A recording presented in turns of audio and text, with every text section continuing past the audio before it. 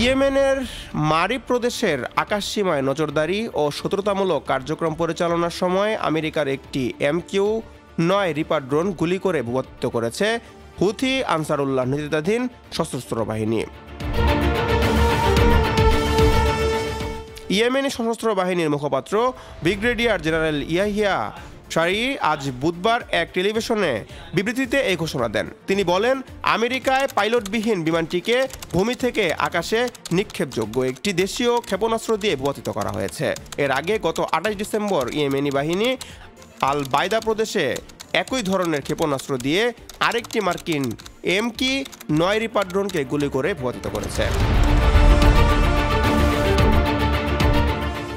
গাজার সমর্থনে ইয়েমেনের বিমান প্রতিরক্ষা ব্যবস্থা এ নিয়ে 14টি মার্কিন ড্রোন গুলি করে ভূপাতিত করল।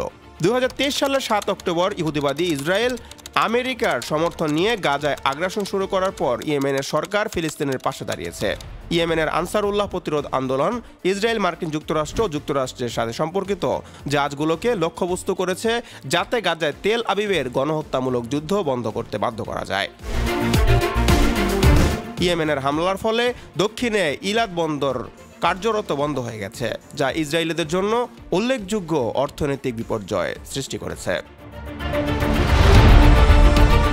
Asiful Hossain Arnab, news 21 national desk.